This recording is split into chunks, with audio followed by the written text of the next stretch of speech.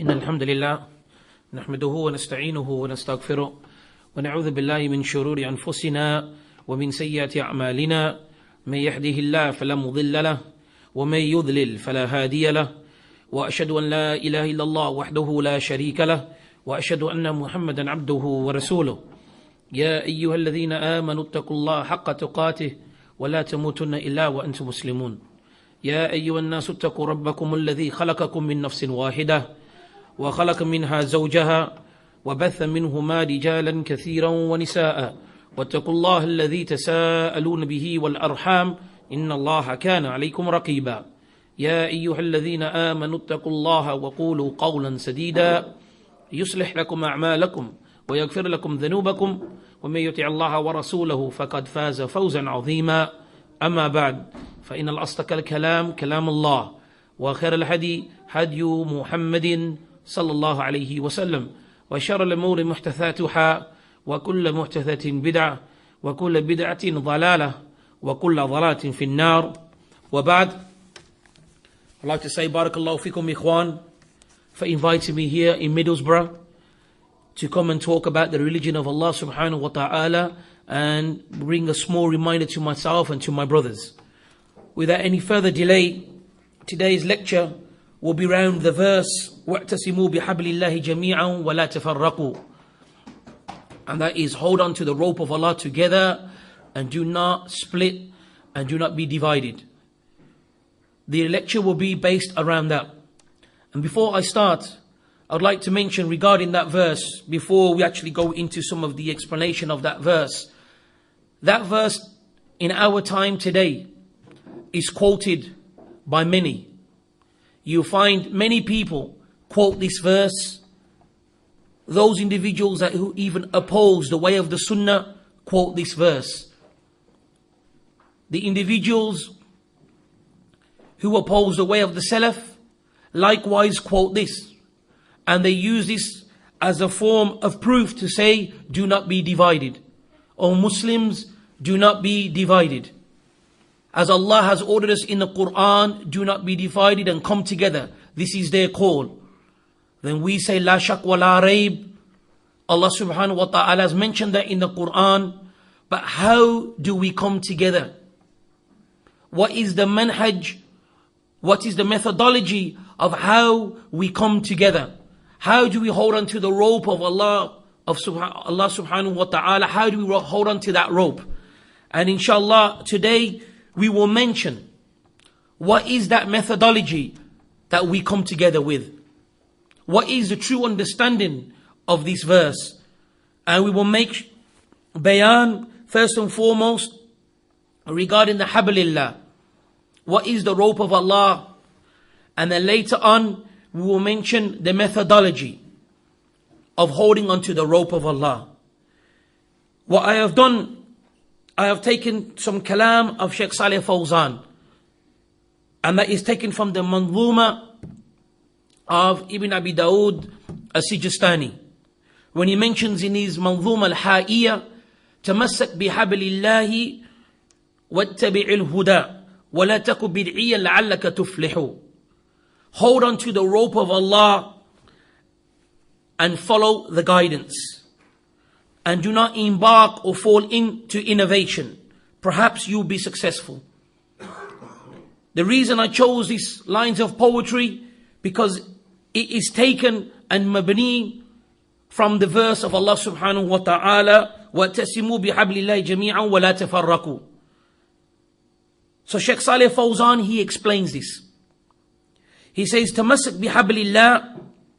He said, O Muslim, hold on to the rope of Allah. And then he mentions the hablillah. He said it is the Quran and it is the Sunnah. And it is taken from this verse where Allah subhanahu wa ta'ala mentions in Surah Ali Imran verse 103 to hold on to the rope of Allah together and do not split and be divided. And likewise this is taken, he says, from the hadith of the Messenger sallallahu alayhi wa sallam, فَإِنَّهُ مَن يَعِيشْ مِنْكُمْ فَسَيَرَى اخْتِلَافًا كَثِيرًا. Those of you that will live after me will come to see many differences. فَعَلَيْكُمْ بِسُنَّتِي وَسُنَّةِ الْخُلَفَاءِ الرَّاشِدِينَ الْمَهْدِيِّينَ. And the Messenger ﷺ, he said, those of you that will live after me will come to see many differences. And then the bayan comes, the ilaj, the cure. So the Messenger ﷺ said, it's upon you my sunnah and the sunnah of my rightly guided khalifa, my rightly guided caliphs. This is the ilaj, this is the cure of the differences that you're going to face. The Messenger ﷺ said, it's upon us his way. And then at the end of the hadith, we all know that hold on to it. And likewise, every innovation is a misguidance, and every misguidance in the hellfire. So here it mentions, Shaykh Salih Fawzan, that we have been ordered to hold on to the rope of Allah. And the rope of Allah is the Quran and the Sunnah of the Messenger sallallahu alayhi wasallam. And he says that it is revelation which has come down, the Quran and likewise the Sunnah. Both of it is revelation. And then he brings Tamasak bihablillah. He says to hold on to the rope of Allah. And then he brings the hadith of the Messenger sallallahu alayhi wasallam. Inna Allah yarda lakum al-thalatha. Verily Allah loves for you three things. And ta'buduhu wa la tushriku bihi shay'a. That you worship Him alone and you do not ascribe partners with Him. وَأَن تَعْتَسِمُوا بِحَبْلِ اللَّهِ جَمِيعًا وَلَا تَفَرَّقُوا. And that you hold on to the rope of Allah together and you are not divided. وَأَن تَنَاصِحُوا مَنْ وَلَا اللَّهِ أَمْرَكُمْ. And that you advise those individuals who Allah has appointed authority over you, that you advise them. And from these three things, he has mentioned to hold on to the rope of Allah together. And then he says, because holding on to the rope of Allah will stop the splitting and will stop the differences. Because not holding on to the rope of Allah, not holding on to the way of Allah and His Messenger is the reasons for splitting. This is the reasons for the splitting. And then he mentions, this is the way of Ahl al-Kitab. Ahl al-Kitab, this is their way, and this is why they split and had their differences. As Allah has mentioned in the Quran, He brings the verse, وَلَا تَكُونُوا كَالَّذِينَ تَفَرَّقُوا وَاخْتَلَفُوا مِنْ بَعْدِ مَا جَاءَهُمُ الْبَيِّنَةُ وَأُولَٰئِكَ لَهُمْ عَذَابٌ عَظِيمٌ. He mentions, and do not be like those who split and differed after the guidance came to them. The clear guidance came to them, and verily they have a severe and great punishment. So he mentions هذه الطريقة أهل الكتاب لأنهم تركوا كتاب ربهم فتفرقوا.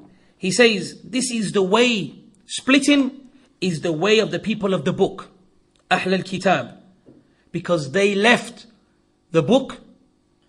Because we know from their way, as Allah has mentioned in the Quran, أَفَتُؤْمِنُونَ بِبَعْضِ الْكِتَابِ وَتَكْفُرُونَ بِبَعْضِ. This is the way of the Yahud and the people of the Kitab, is that they take what suits them and they leave that doesn't suit them. Whatever their desires want to take from the book, as Allah has mentioned, is it that you take some of the book and then you reject some of the book? So this is here, Shaykh Salih Fawzan, he mentions this is the way of Ahl al-Kitab, because they leave parts of the book and this is causing splitting. So this is just some of the kalam that Shaykh Salih Fawzan has mentioned regarding the hablillah and about coming together. But now inshallah we will elaborate more in detail.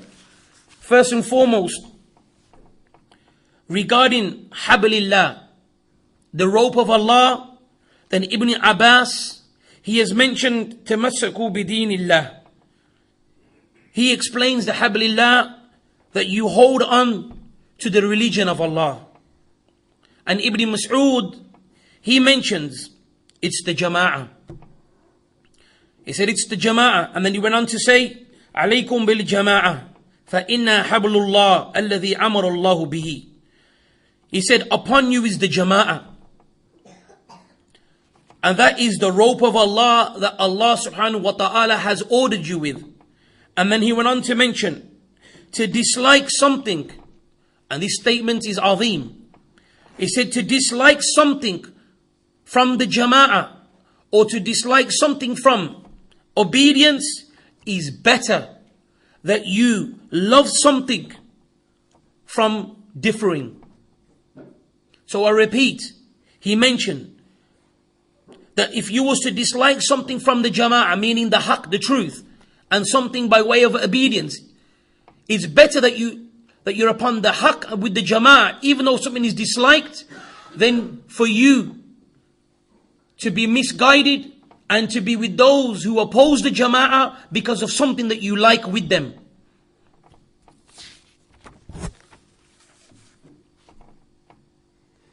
Likewise, we have the statement of Shaykh Ibn Uthaymeen rahimahullah ta'ala. Some kalam regarding the jama'ah. He has mentioned, Ahlul Sunnah wal Jama'ah, sammu Ahlul Sunnah. Ahlul Sunnah wal Jama'ah, they were named Ahlul Sunnah. لأنهم متمسكون بها. Because they hold on to that. They hold on to the Sunnah. And they are united because of the Sunnah. And because of this, you find that do not differ. They do not split like the people of innovation. And then he said, نجد أهل البدع كالجهمية متفرقين والمعتزلة متفرقين والرافضة متفرقين. And then he mentioned some of the names of the people of innovation. He said the Jahmiyyah, you find that they are split amongst their ranks. The people that oppose the Sunnah, even within themselves, you find that they split.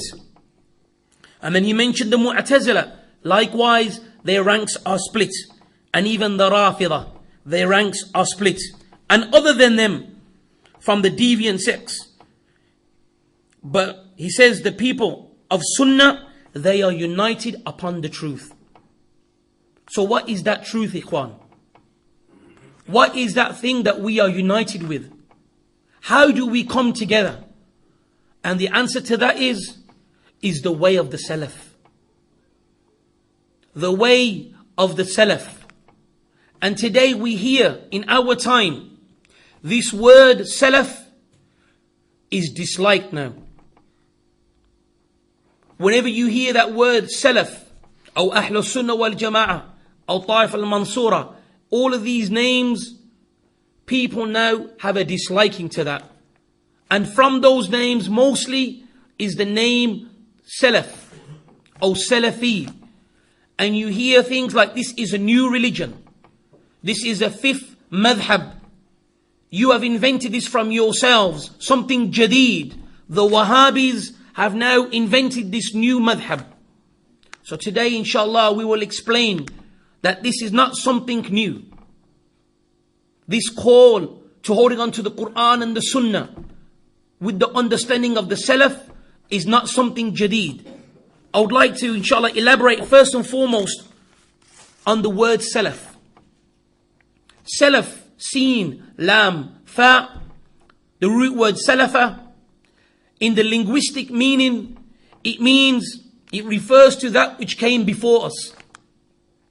That which came before us. That is the linguistic meaning. But when it comes to our religion, the affairs of our religion, the terminology as-Salaf, as-Salih, or Salafi, it refers to the Quran and to the Sunnah and the Sahaba, at-Tabi'un wa atba' at-Tabi'in. This is what it refers to. And why is it, the question will arise, why is it that we have to use these terminologies? Because this is what you hear today. Why can't we just call ourselves Muslims? Why do we have to refer ourselves to Sunni or Salafi? Why? And the answer to that is, the Messenger Muhammad sallallahu alayhi wasallam told us that his ummah will be split into 73 sects. Every one of them in the hellfire. Even this hadith is disliked. This is not my words, not words of any sheikh. These are the words of the noble messenger Muhammad sallallahu alayhi wasallam, explaining to us from his nabuwah, alamat al-nabuwah, that this will take place, that his ummah will be split into 73 sects. Every one of them, he said, will be in the hellfire, except for one. And then when he was questioned, Man hum ya Rasulullah, who are they, O Messenger of Allah? He said, those who are upon my way today and the way of my rightly guided companions, or the way of my companions. And in one narration it mentions al-jama'ah. So the Messenger sallallahu alaihi wasallam has told us regarding this splitting. So if you analyze today, in our current time, you have many people say that I am a Muslim. You have the Rafidah, the Shia, who say that they are Muslims.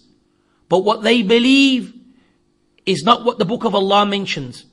And it's not the way of the Messenger sallallahu alaihi wasallam. They say, I'll give you some examples of their statements, that 2/3 of the Quran is what we have. 1/3 is somewhere in a cave, and their Messiah will bring the last third of the Quran, where Allah subhanahu wa ta'ala has mentioned that the religion is complete. Likewise, from them are those who curse Jibreel alayhi salatu wassalam, and say that Jibreel made a mistake, the amana which Allah gave him to bring to Ali radiallahu ta'ala an, they made a mistake and then he gave it to the Prophet Muhammad. From that they believe that the companions, they plotted and planned against Ali with the Messenger of Muhammad sallallahu alaihi wasallam. And this is why you find today, if you was to go to the Baqi in Medina, you will find hundreds of them in rows by the graveyards, cursing the companions. Cursing the companions. Khomeini, who they look up as someone of great knowledge, he said that when he was starting his revolution, he said, if I was to take over Saudi Arabia, the first thing I would do, if I was to take over Saudi Arabia and Medina, I would take the bodies out of those 2 homosexuals next to Muhammad sallallahu alaihi wasallam, referring to Umar and Abu Bakr radiallahu anhum. So they refer to themselves as Muslims. They curse the mother of the believers. They say that Aisha radiallahu ta'ala anha is an adulteress. But they refer to themselves as Muslims. The Sufiya, likewise, they claim that we are Muslims. But the i'tiqad and the aqidah, what they believe that you can worship the graves. They believe that you can call upon the dead. They believe that the Messenger sallallahu alaihi wasallam is created from light. They believe that certain individuals from them have ilm al-ghayb. And yet they call themselves Muslims. And some of them, they even refer to themselves as Sunnis. Then you have the Khawarij, who hold suicide bombing permissible. Who hold that if you fall into major sin, that there is no repentance or no forgiveness for you. They hold it permissible to take the lives of innocent people in the name of the deen. All of these individuals, ikhwan, refer to themselves as Muslims. So this is why it's important, ikhwan. It's important that we let these individuals know what we are upon. Yes, we are Muslims. But then it moves further. We are Muslims, we are people of the Sunnah, and we are people that adhere to the way of the Salaf. It's important. So when you say Salafi, you are merely letting the people know that your way of following the religion, your aqidah, is to take from the Quran and is to take from the Sunnah ala fahm salaf as-salih, upon the understanding of the rightly guided predecessors, and from them the companions of the Messenger Muhammad sallallahu alayhi wasallam. This is the manhaj and the methodology of the Salaf. Nothing more, nothing hidden. And we will make now bayan, and we'll give you dalil of what is the madhab or shall I say the methodology of the Salaf. This is why we say, yes, we must attribute ourselves to the correct way. The Messenger ﷺ told us about the splitting and the different groups that will occur. All of them calling themselves Muslims. But by Allah, are we the same Muslims who say Jibreel made the same mistake? Made a mistake? By Allah, are we those individuals that say that the Quran that we have is deficient?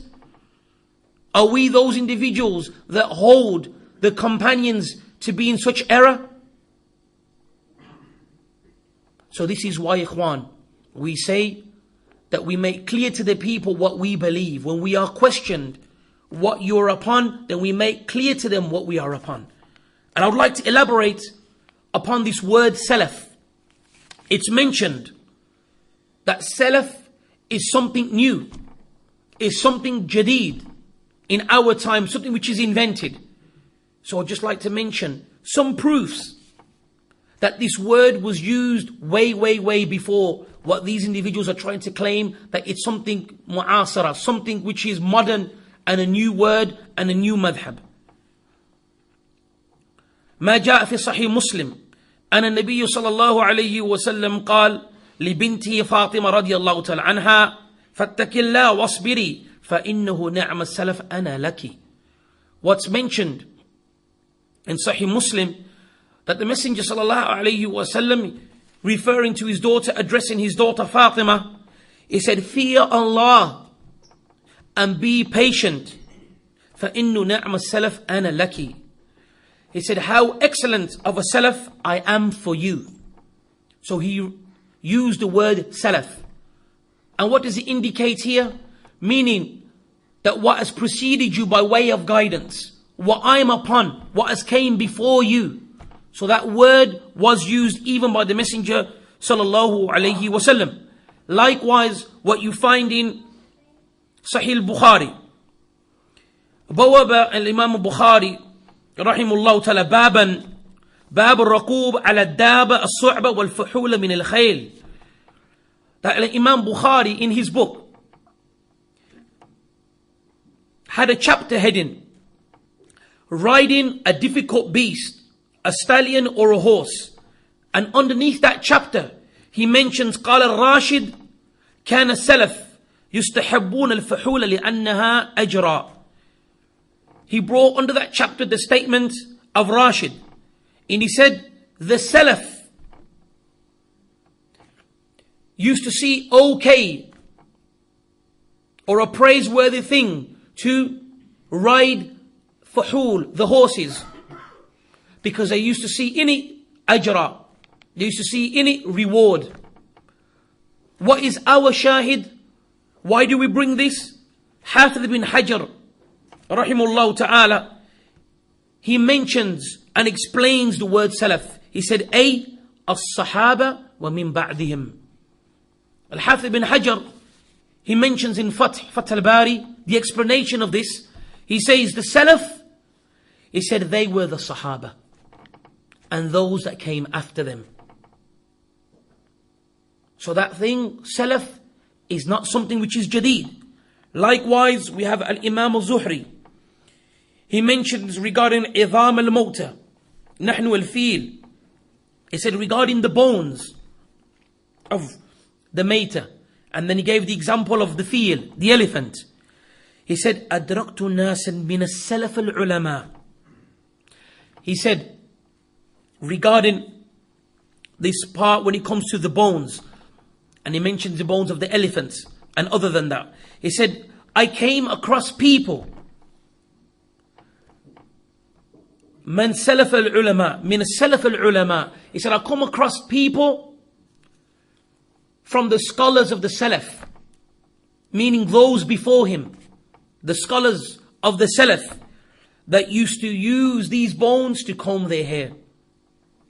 But the shahid is that the word salaf, what does it indicate? When we say salaf, who is it meaning?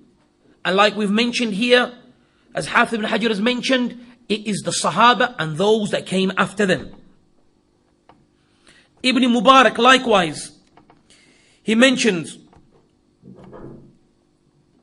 and likewise this is in Muslim, and in the Muqaddamah of Sahih Muslim, it mentions a statement of Abdullah ibn Mubarak, يقول على رؤوس الناس دعوا حديث عمرو بن ثابت فإنه كان يسب السلف. Ibn Mubarak, he used to mention to the people that leave off the hadith of Amr ibn Thabit, leave off his hadith, for verily he used to criticize the Salaf. He used to criticize the Salaf. And this is in what we have mentioned in Bukhari and in Muslim. That terminology of Salaf was used before. And likewise, I'll bring you the statement of Imam al-Awza'i rahimullah ta'ala when he mentions Isbar nafsaka ala sunnah. He said, be patient with yourselves upon the sunnah. Waqif haythu waqaf al-qawm.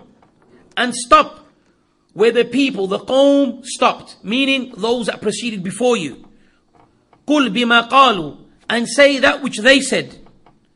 And at the end he says, Waslak sabila salafak salih. And then he says, hold on to the path of the rightly guided predecessors, or those who preceded you in righteousness. And these are the Imams of old that used this terminology. Likewise, we have Shaykh al-Islam Ibn Taymiyyah rahimahullah ta'ala regarding attributing yourself to the Salaf. And he has mentioned this in Fatawa, volume 1, page 149. He said, La aib ala man adhara madhab al-Salaf. There's no aib.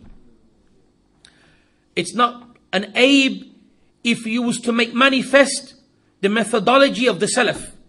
And if you was to attribute yourself to the way of the Salaf. بل يجب قبول ذلك منه بالاتفاق. He said, rather it is obligatory to accept that from that person, the one that makes manifest his methodology towards the Salaf, and he calls to that it's obligatory for you to accept that from him. And then he went on to say, فَإِنُّ مَذَبَ السَّلَفِ لَا يَكُونَ إِلَّا حَقًّا.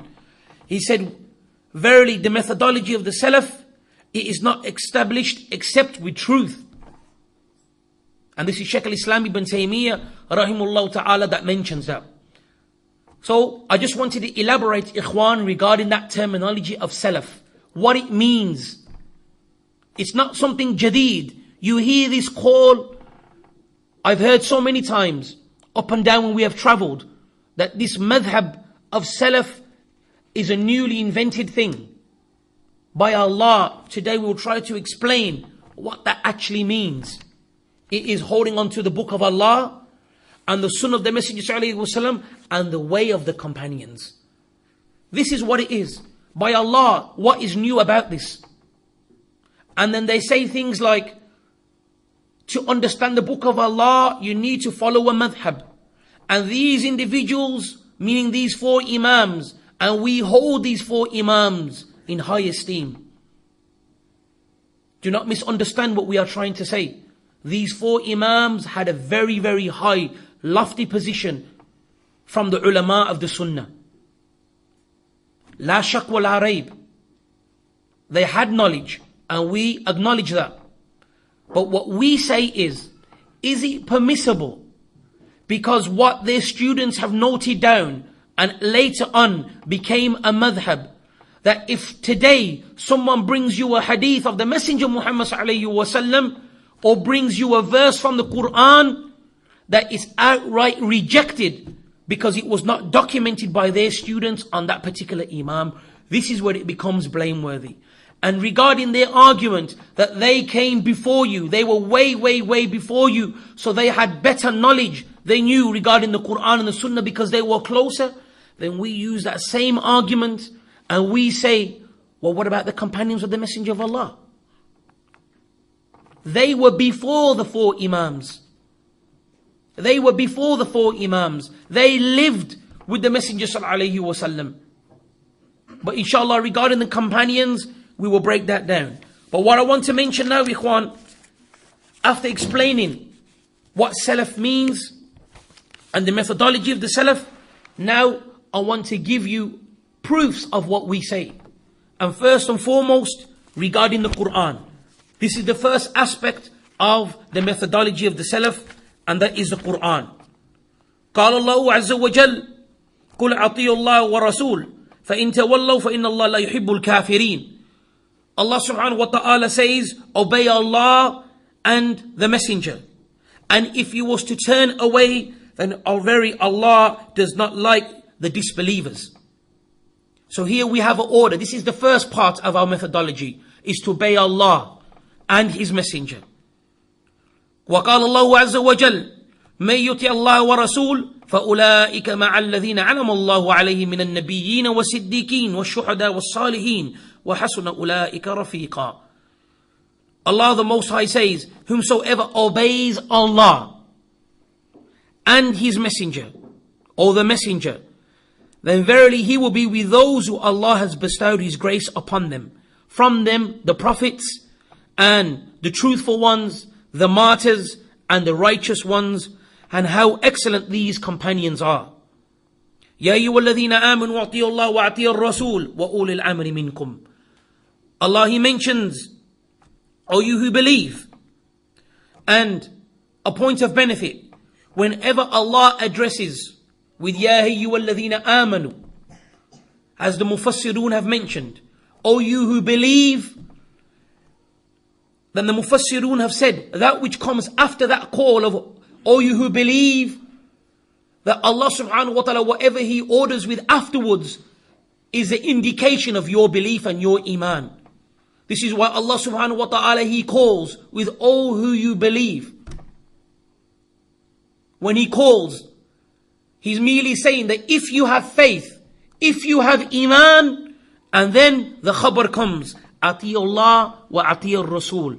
Obey Allah and obey the Messenger and obey those who have been put in authority over you. Likewise, there are many ikhwan. There are many ayat. Likewise, we have Ati Allah, Ati al-Rasul, in kuntum mu'mineen.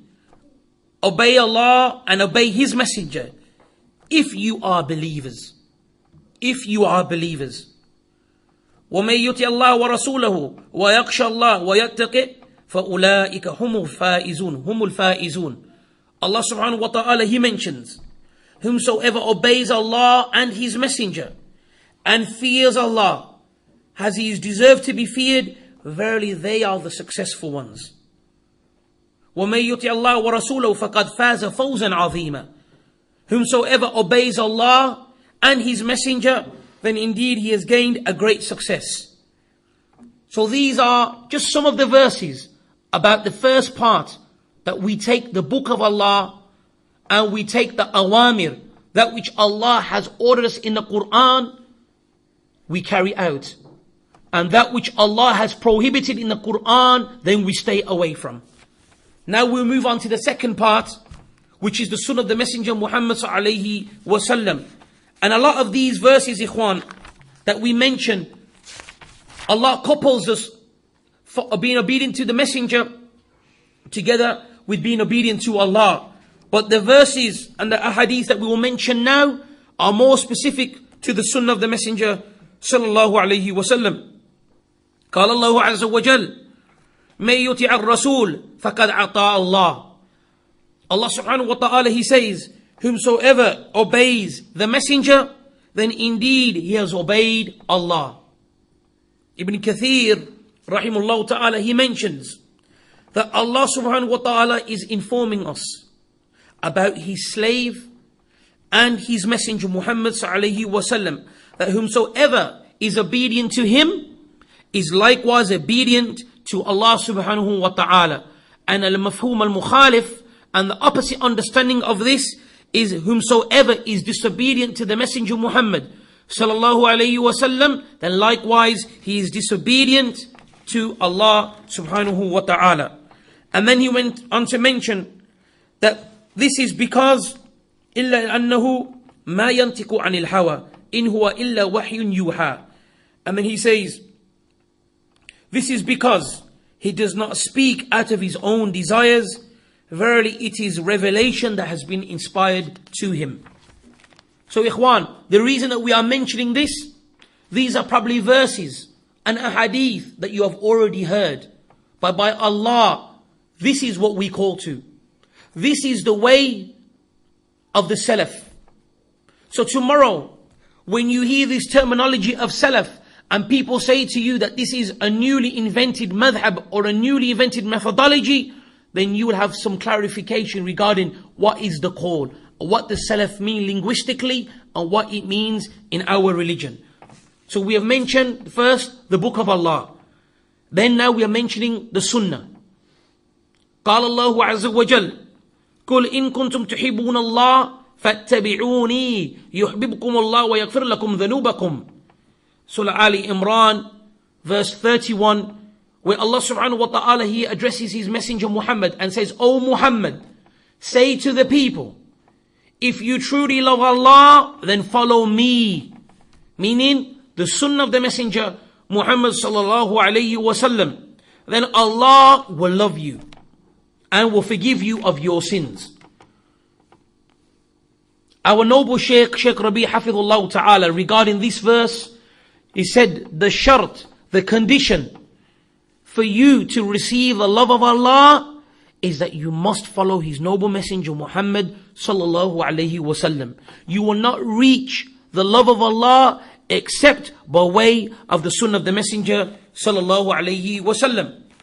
And likewise, we have the verse of Allah subhanahu wa ta'ala, وَأَنزَلْنَا إِلَيْكَ الذِّكْرَ لِتُبَيْنَ لِلنَّاسِ مَا نُزِلَ إِلَيْهِمْ وَلَعَلَّهُمْ يَتَفَكَّرُونَ.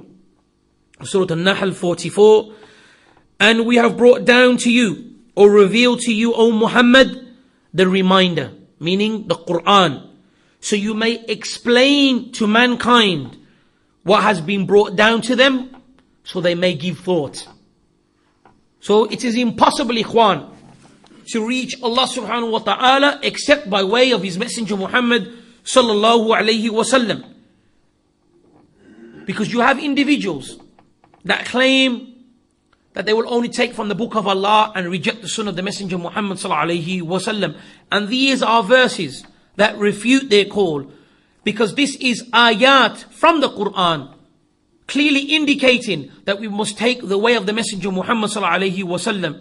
And as Ahl al-Ilm have mentioned of old, now our words, we don't attribute their statements to ourselves and use their wise words and attribute to ourselves, because from the way of narration is that you attribute the statement to those that preceded you, so it doesn't look like that statement is coming from you. And it's the way of the Salaf that they used to say to refute such individuals, that if you are individuals that merely take the Quran, then how do you pray? Does it mention in the Quran that Dhuhr is 4 rakat? Does it mention Asr is 4 rakat? Does it mention that you have to make tawaf round the Kaaba 7 times? It doesn't mention it. So there's no way you can fulfill and complete your ibadah except by way of the messenger Muhammad sallallahu alayhi wasallam. Likewise, I'll bring you the story of Ibn Mas'ud. When Ibn Mas'ud, he said, when he used to curse those who used to receive tattoos or get tattoos done, and likewise the ones that you remove facial hair from the females. It came to a woman by the kunya of Yaqub, and she came to Ibn Mas'ud and she says, I hear that you curse such and such, but yet I have not found that in the book of Allah. And then he ordered her to go back and to read the Quran. So she went back and she read the Quran from cover to cover, and could not find anything that indicated what Ibn Mas'ud was mentioning regarding cursing those who have tattoos and likewise those who remove facial hair. And then when she came back to him, he said to her, أَمَا كَرَأْتِ قَوْلِهِ تَعَالَى وَمَا أَتَاكُمُ الرَّسُولُ فَخُذُوهُ وَمَا نَهَاكُمْ عَنْهُ فَانْتَهُوا. He said, have you not recited the verse, whatever the Messenger Muhammad sallallahu alayhi wasallam gives to you, then you take.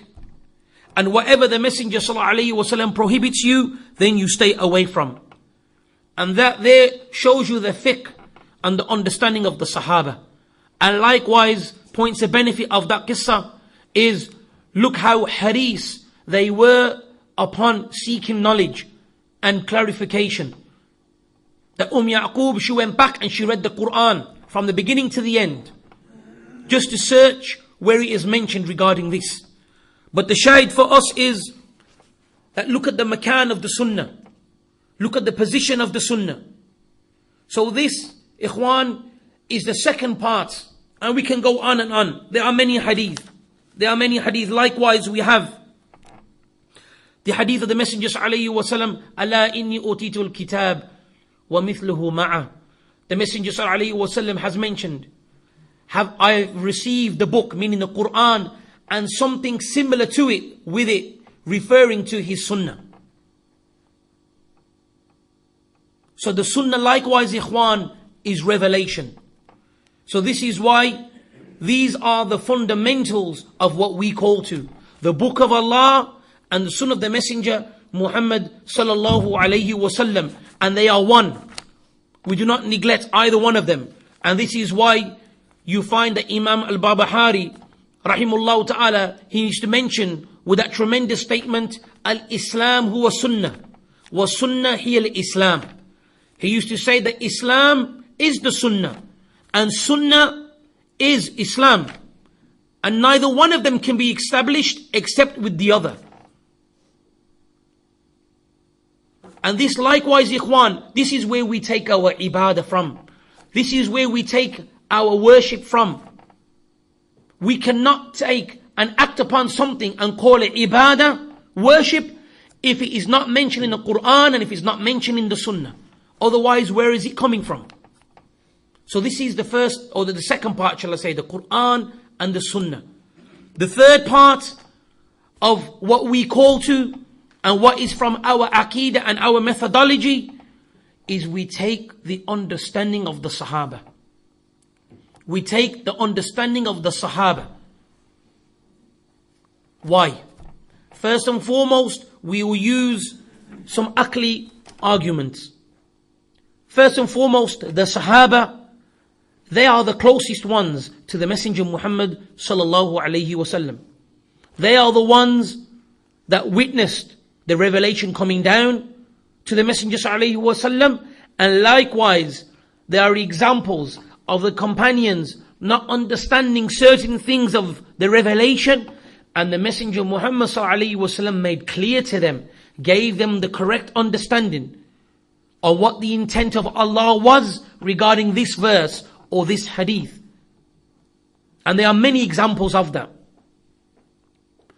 Likewise, regarding the Arabic language, you'll find that from the wisdom of Allah, Allah brought down the Quran, and from the miracles of the Quran is linguistically, it is extremely rich. Those of you that study grammar in the Arabic language, the examples which the Quran gives, how elegant it is in speech, and likewise the grammar that comes from the Arabic language, and Allah from His wisdom did that, because at the time of the Messenger sallallahu alaihi wasallam, it was widely spread. Poetry was a big thing amongst the Arabs. Language, the elegance of someone to be able to speak, and the ability for him to have poetry was a big thing at the time.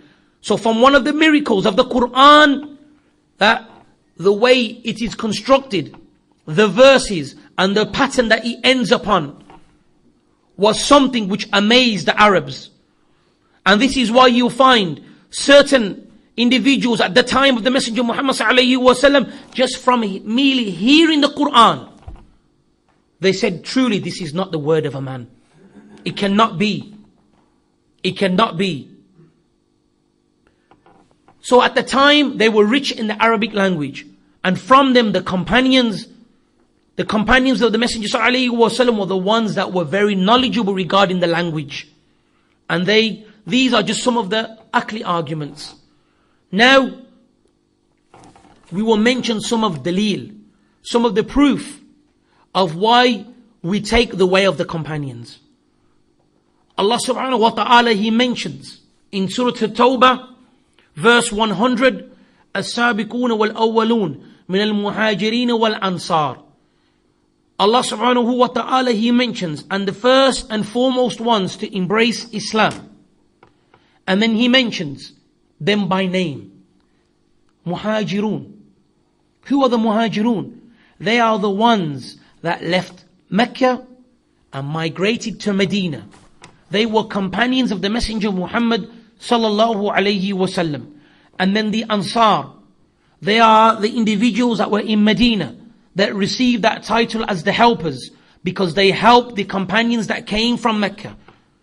These are companions of the Messenger Muhammad sallallahu alayhi wasallam, where Allah mentions them in the Quran.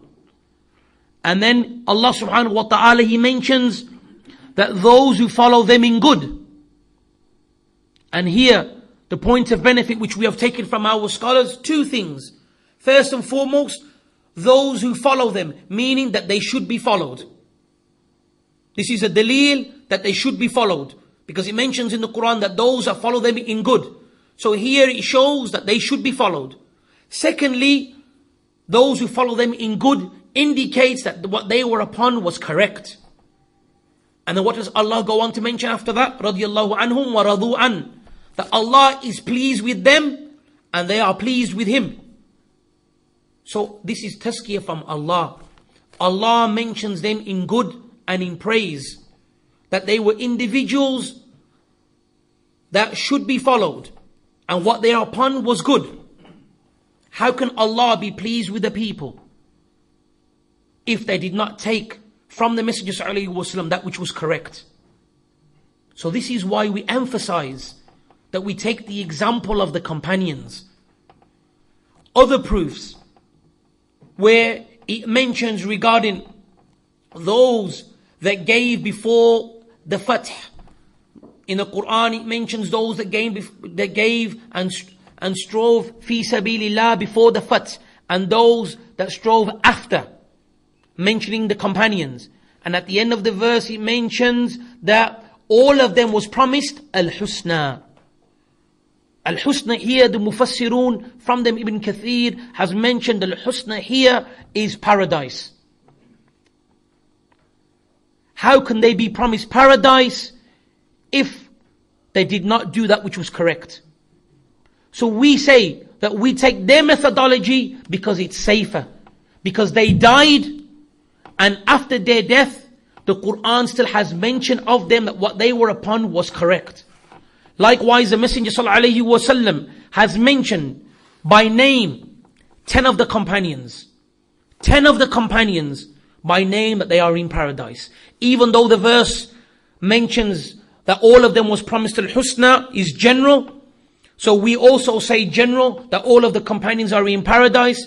But Ahlul Ilm have mentioned that if you want to mention someone in specific, you can only do that by way of a text, a nas.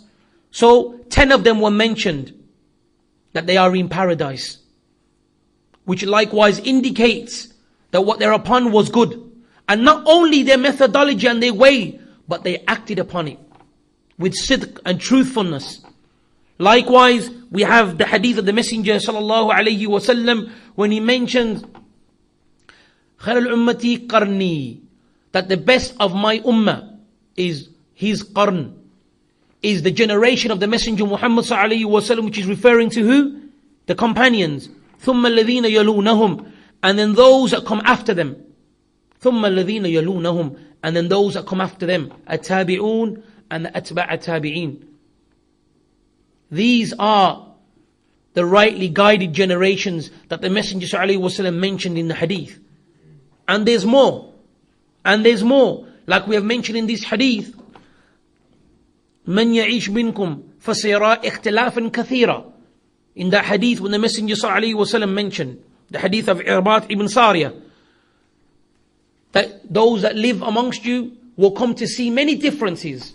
فَعَلَيْكُمْ بِسُنَّتِي وَسُنَّةِ الخُّلَفَاءِ الرَّاشِدِينَ. Look what the Messenger sallallahu alaihi wasallam said. From his nabuwah, first and foremost, this is proof upon the sidq of his prophethood, because he talked about ilm al-ghayb. He talked about something that was going to take place. And then he told us about the splitting and the differences that were going to take place. And then he gives you the cure. Upon you is my way. And then he even says the way of his companions. The way of his companions. So this is why today, ikhwan, we likewise emphasize with that. We take the wording of the Messenger ﷺ and we follow his way. Just the same way Ahl al-Ilm have mentioned, you cannot reach Allah. Remember this point, ikhwan, because it's a nasiha and a qa'id al-dhahabiyya. It's a very golden principle. You cannot reach Allah except by way of the Messenger Muhammad sallallahu alaihi wasallam. And you will not reach the way of the Messenger sallallahu alaihi wasallam except by way of his companions. Remember that. You will never reach the true understanding of the Sunnah except by way of his companions. And the Messenger sallallahu alaihi wasallam has mentioned in Sahih Muslim, he mentions an-nujum amatul sama, that the stars are a safeguard for the sky. And then he said, once the stars have gone, then that which is promised to the sky will come. Meaning, Yawm al-Qiyamah. That the sky will be split. But that will not take place while the stars are present. So once the stars have gone, what is promised to the skies will come. And then the Messenger sallallahu alaihi wasallam, he mentions, وَأَنَا أَمَةٌ لِأَصْحَابِي. And he says, the Messenger sallallahu alaihi wasallam said that I am a safeguard for my companions. And when I am gone, that which is promised to my companions will come to them. Meaning the differences which they had and the fitna of the companions. And then this is the shahid, this is the point that we are referring to. And then he mentioned, وَأَصْحَابِي أَمَنَةٌ لِأُمَّتِي. He said, my companions are a safeguard for my ummah. My companions are a safeguard for my ummah. He mentions ummah in general. That doesn't mean just at the time of the messenger or after the death of the messenger, round about that time. He mentioned the ummah. The ummah. And how are they our safeguard? Are they going to be here defending us physically? What does he mean, safeguard? Ahl al-Ilm have mentioned their way. The way they understood the verses, the way they understood the hadith of the Messenger sallallahu alaihi wasallam, the way they acted upon it, and the way they taught the religion.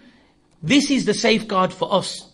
Because by Allah, look at today, all of the different groups that we have. All of them claiming that they are the saved sect. All of them claiming and taking verses and putting their own understanding. What their intellect or their desire calls to, they will use those verses. But then we say, we are individuals that take the way of the companions, because they are a safeguard for us.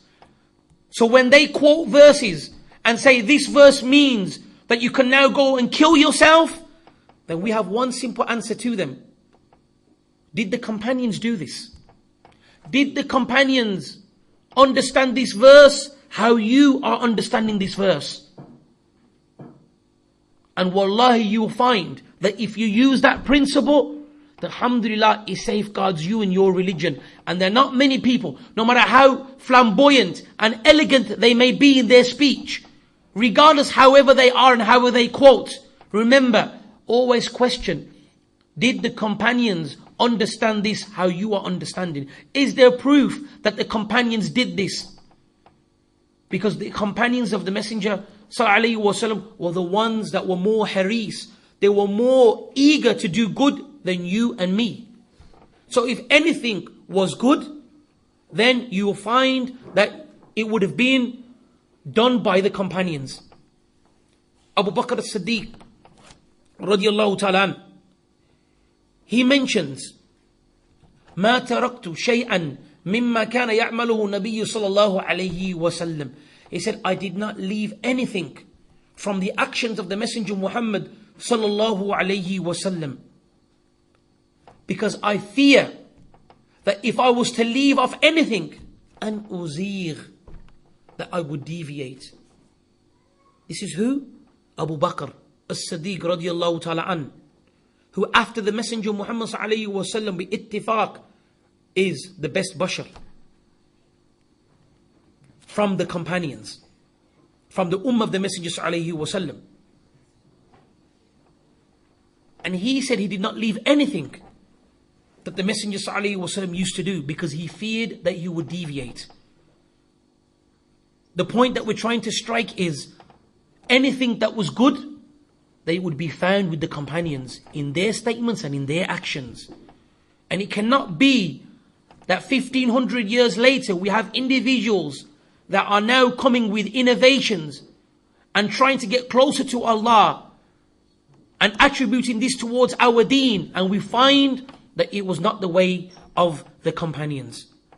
So what I would like to finish off with now, Ikhwan, is that now that we have explained what is Salaf, what is the methodology of the Salaf, the Quran and the Sunnah and the way of the companions, and we have taken proof from the Quran, from the Book of Allah and from the Sunnah of the Messenger to explain this, and this is not something new. So now I would just like to finish off that now that we know what it is, some of the statements of the Salaf regarding how we should safeguard it, that how we should not compromise this methodology that has been brought to us. So inshallah, I'll mention now just some statements regarding how the Salaf were in safeguarding what they were upon. Al-Imam Al-Barbahari rahimahullah ta'ala, he's mentioned in Sharh Sunnah, Al-Asas الذي تبنى عليه الجماعة هم أصحاب محمد صلى الله عليه وسلم. He mentions that the foundation that is built, that the Jama'ah, when we say Jama'ah, that the foundation of the Jama'ah is built upon the companions of the Messenger Muhammad sallallahu alayhi wasallam.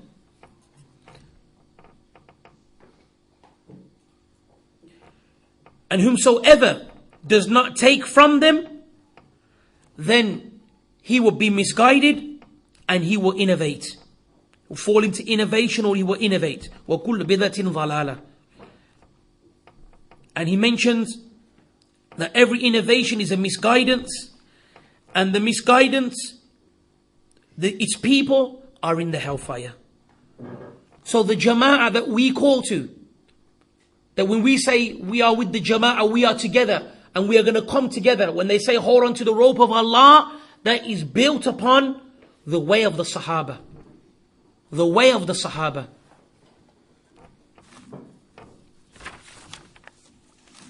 Likewise, we have what is mentioned in Sunan Abi Dawud and Hudhayfa radiyallahu ta'ala an, كل إبادة لا يتعبدها أصحاب محمد صلى الله عليه وسلم فلا تعبدوها. He mentions that every form of worship that was not done by the companions of the Messenger sallallahu alayhi wasallam, then do not do that form of worship. Then do not worship in that way, or do not do that form of worship. Anything which you find which was not done by the companions by way of worship, then don't do it. He said, verily, they did not leave off anything for the later generation. They did not leave anything, not even a maqala, not even a statement did they leave. And then he went on to mention, فَاتَّقُوا اللَّهَ يَا مَعْشَرَ الْقُرَّاءِ وَخُذُوا طَرِيقَ مَنْ كَانَ قَبْلَكُمْ. He said, so fear Allah, O ma'shar al-Qur'an. Take the path of those that preceded you, or take the path of those that were before you, to show you, ikhwan, how we have to safeguard our religion. Likewise, what Al-Imam Al-Lalaka'i mentions in Usul al-I'tiqad, he mentions, إِنَّا نَقْتَدِي وَلَا نَبْتَدِي وَنَتَّبِعْ وَلَا نَبْتَدِعْ وَلَن نَضِلُّ مَا تَمَسَّكْنَا بِالْآثَارِ. He mentions that we follow and we do not start anything. We take the example and we do not start anything ourselves. We follow and we do not innovate from ourselves. We do not innovate. And while we hold on to the athar, and the athar is the Quran and the Sunnah, and the way of the companions, then you will not go, then بالآثار لن تضلوا, you will not go astray. You will not go astray while you hold on to this.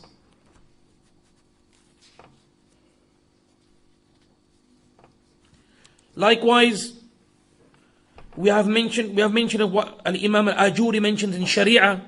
He mentions عليك بالآثار من سلف. He said it's upon you to take the narrations of those that preceded you from the Salaf. وَإِيَّاكَ أَرَاءِ الرِّجَالِ. And be aware and be careful from the opinions of people, of men. Even if they was to beautify and adorn their speech.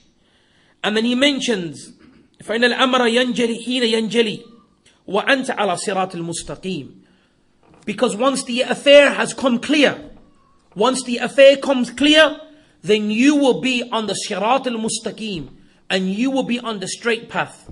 If you hold on to the athar and the way of the Salaf. And we say here, just to add on to this, be aware of the statements of people. Do not let the statements of any peer or any imam or any talib al-ilm or anybody proceed over the way of what has been laid down. يَا أَيُّهَا الَّذِينَ آمَنُوا لَا تُقَدِّمُوا بَيْنَ يَدَيِ اللَّهِ وَرَسُولِهِ. O you who believe, do not put forth your views or your opinions before Allah and His Messenger. Do not put forth anybody who may be flamboyant in his speech, even though he may be quoting certain verses, before Allah and His Messenger and the opinions of the companions and the way of the companions, regardless who it is.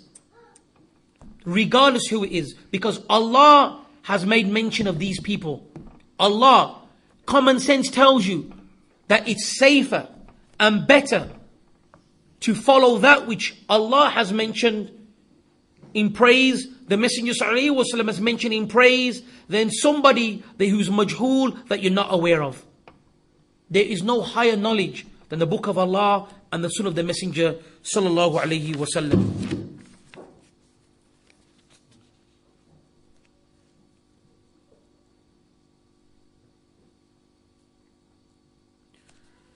Likewise, we have the statement of Al-Imam Al-Barbahari.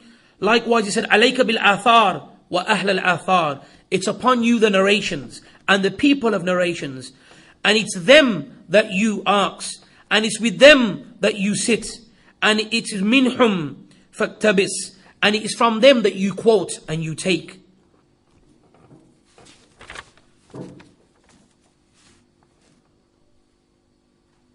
Likewise, we have the statement of Ibn Mas'ud. He mentions, من أحب أن يقرب دينه فليعتزل مجالس الأصحاب الأهواء. Ibn Mas'ud, and this is the companion of the Messenger sallallahu alaihi wasallam, he mentions that whomsoever loves to honor his religion, then let him stay away from the gatherings and the people of desires. And the people of desires are of two. The people of desires are the desires in the dunya regarding to the affairs of the dunya, whether it be sins or whether it would be chasing the mal. They have desires regarding to the affairs of the dunya. And then you have the desires of people of ahwa when it comes to our religion.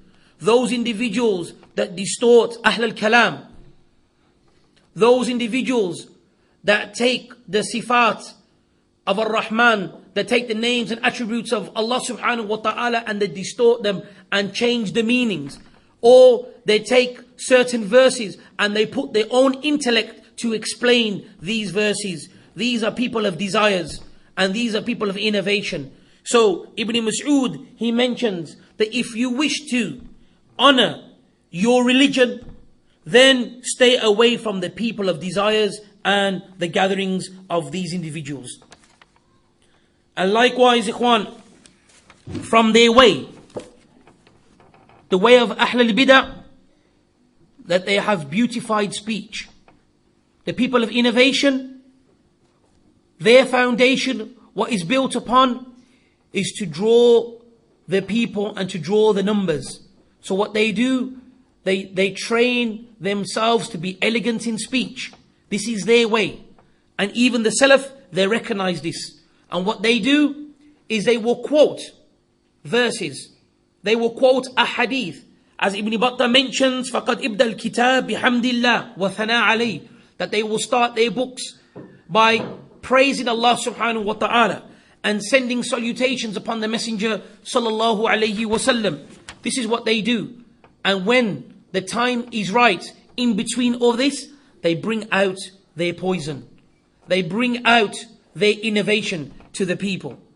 And it is mentioned here, Al-Imam, we keep on mentioning Al-Imam Al-Barbahari, because verily Allah blessed the Imam with fiqh regarding these individuals, these deviant sects. And he studied them and he mentioned that مثل الأصحاب البدع مثل عقارب. He said the example of the people of innovation is the example of the scorpion. Listen to this example which he strikes. He says, he puts his head and his body into the turab, into the ground. He hides himself. فَإِذَا تَمَكَّنُوا. And he said, once he's established, then he will come out and he will sting.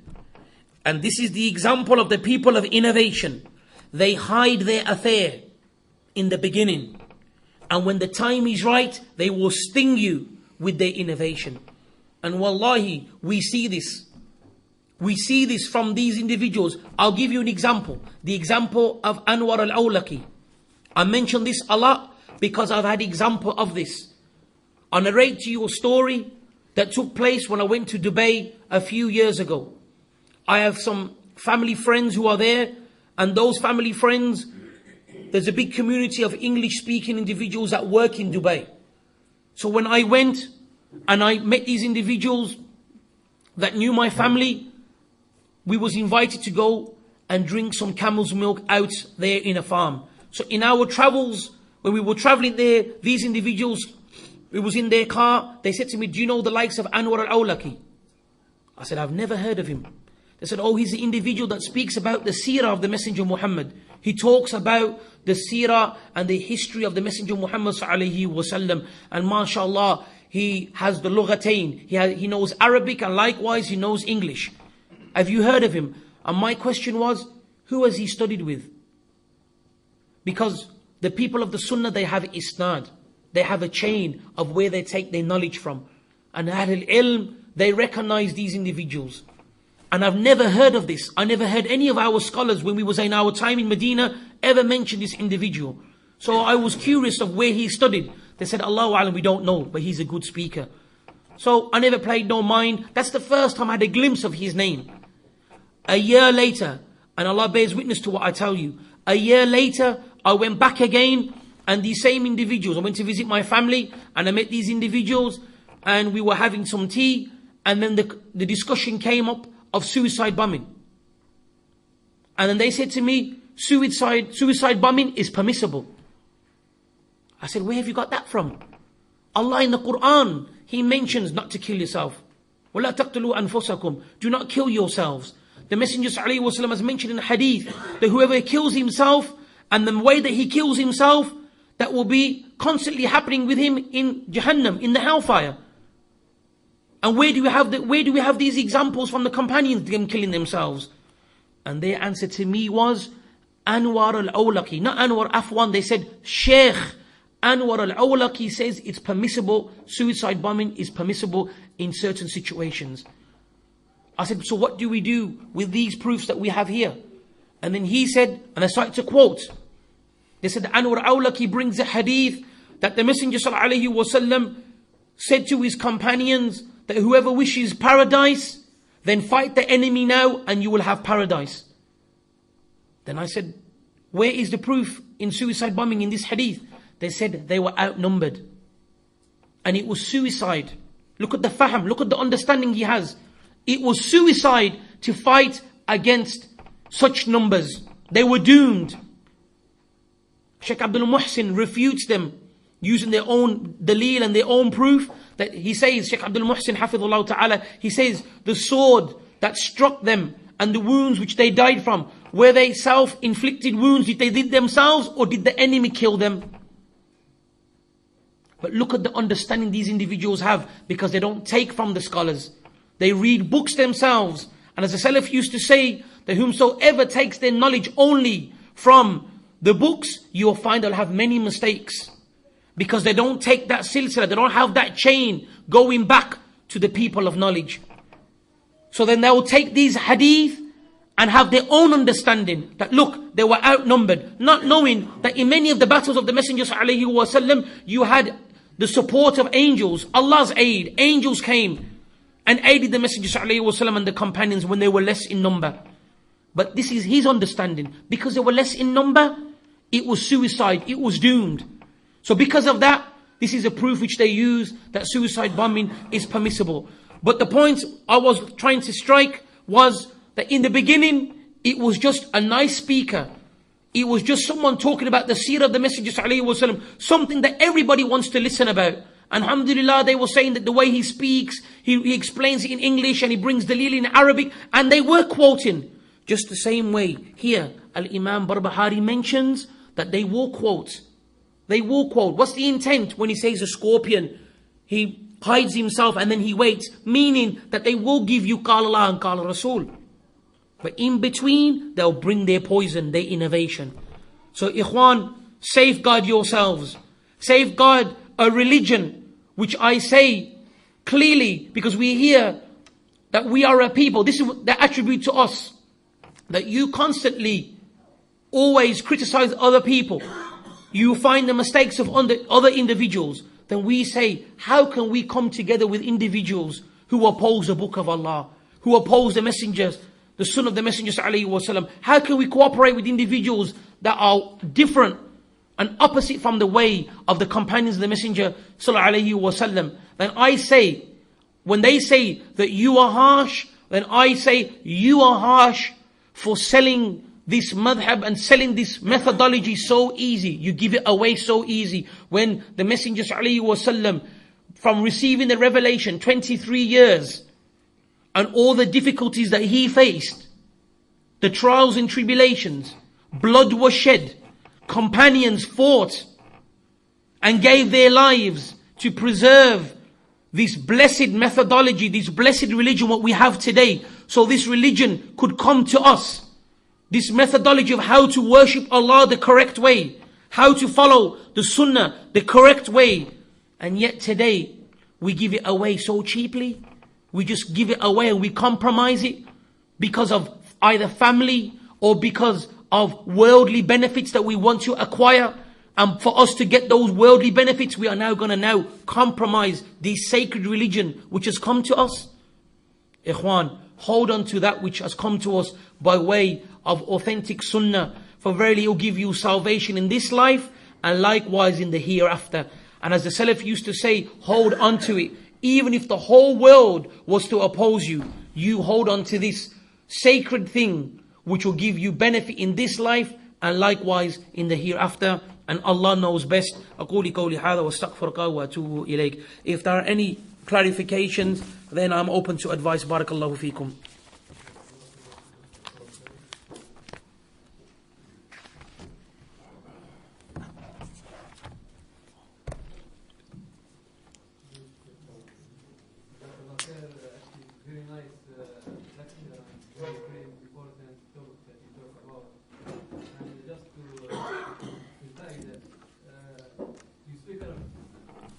نعم. الآثار اللي ذكرتها عن الإمام البربهاري ومسعود نرجع للبداية الشرح السنة. نعم. الشرح السنة للإمام بربهاري في كتاب شرح سنة. نعم.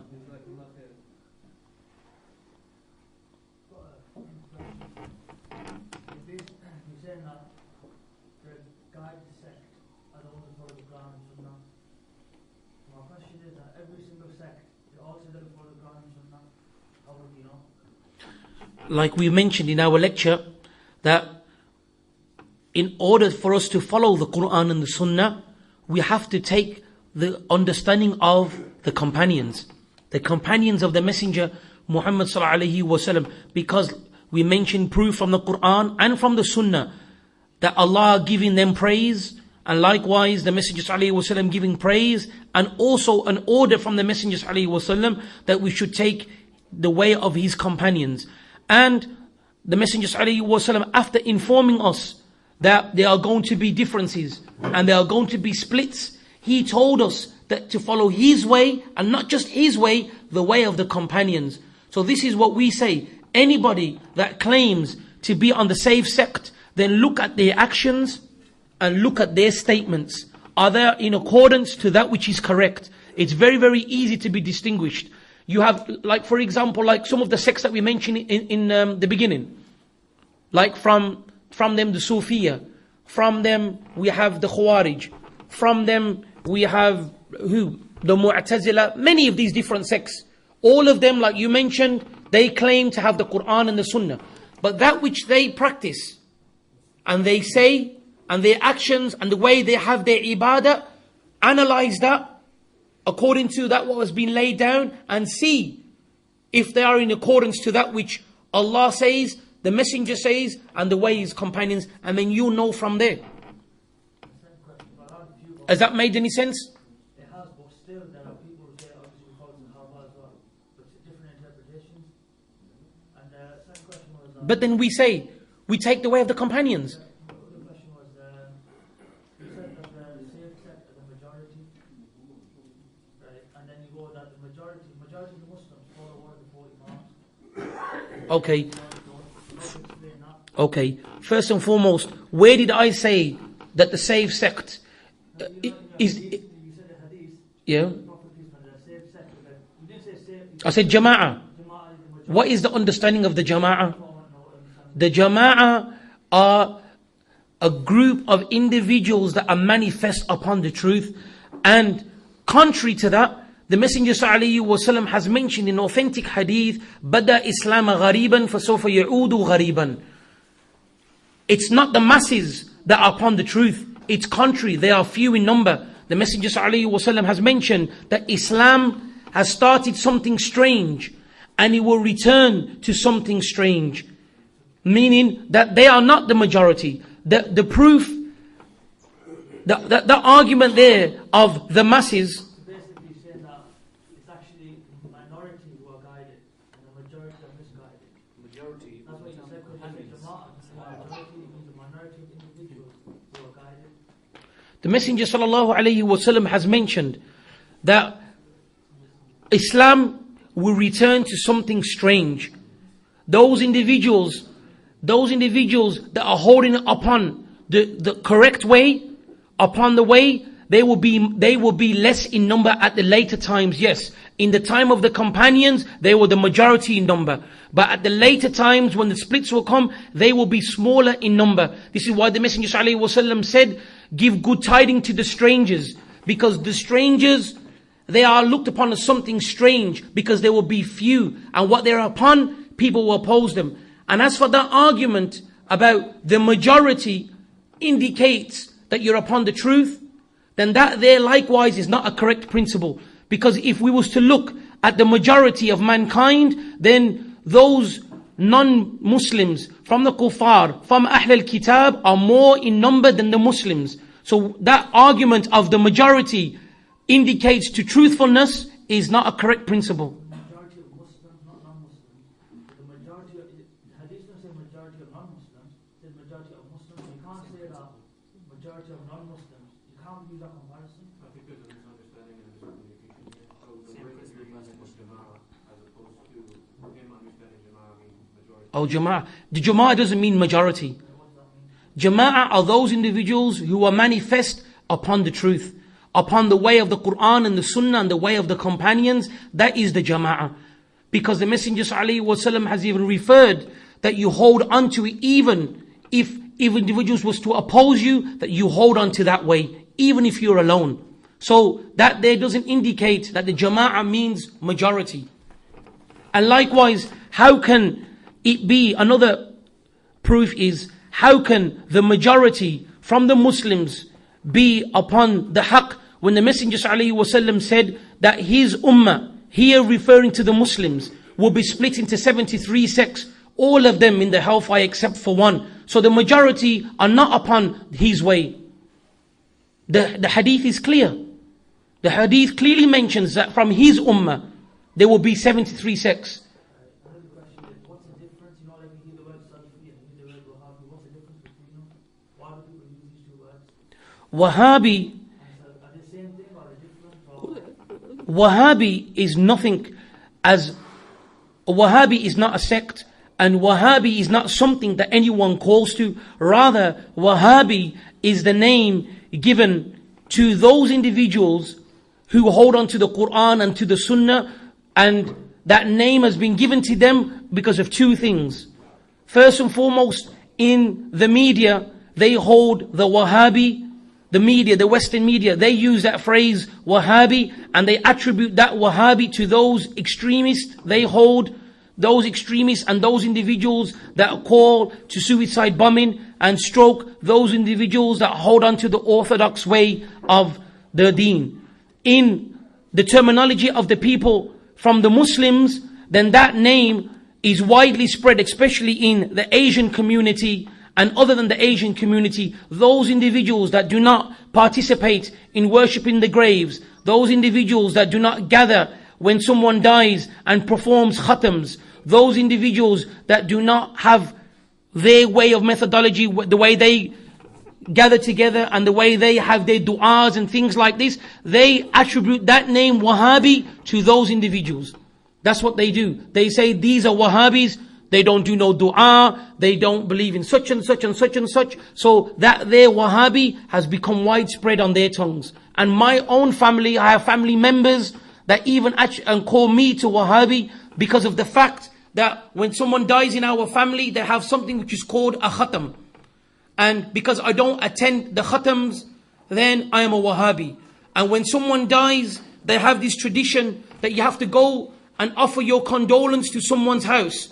And when they go, they all have to lift their hands together and pray together with, all collectively pray together. And because I don't do that, they say he's a Wahhabi. The Wahhabis, they don't make these du'as.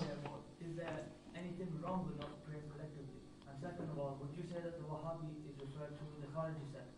Would you say that, or To be honest with you, you said the word Wahhabi is used for suicide bombs and things like that. So would you say it's actually the Kharijis and all the Wahhabis, or I wouldn't really comment on something that I don't have no knowledge. I'm telling you from what I know, from my knowledge, that I have come across some of the statements from the Western media regarding that the Wahhabi individuals are these individuals that carry out these. Likewise, in the time when I came back from my travels, I was stopped at the airport, and the officer that stopped me at the airport was referring to the Wahhabis as the individuals that have these extreme thoughts and suicide bombing. As for what I say, and regarding would I say this, then perhaps you can address the question to Brother Amjad Rafiq, because he is a lot more knowledgeable regarding the terminologies of Wahhabi and these things of what's going around. But from my experience, from what I know, where this Wahhabi thing has come from, that I find it very widely spread in the Asian community, that those individuals that don't hold to have tawassul with the graves, those individuals that doesn't hold it permissible to call upon the Messenger ﷺ, those individuals that do not hold khatams, they hold and they attribute that name Wahhabi to such individuals. This is in my experience. Any other clarification regarding Wahhabi and where it's come from and what it is, then I think the brother can probably answer that question better than myself. And Allah knows best. This concept of not following the madhab, it's a little bit of a grey area for me. I was a bit confused. It's like what you're putting across. You're saying ideally follow the Prophet and the companions of these with them, and then you'll stay on the right path. But then equally, if you speak to someone who says he's a Hanafi, Maliki, Shafi, whatever, they'll say that's what we do. Why don't you go to someone who has better understanding than I? So it's a bit complicated. Very good question. Jazakallahu khairan. Regarding your question, then some of the scholars have mentioned that if you have an individual that is illiterate, he doesn't have the ability whatsoever to be able to study or to read, if he was an individual that followed the madhab, then that's okay. Some of the scholars hold that opinion.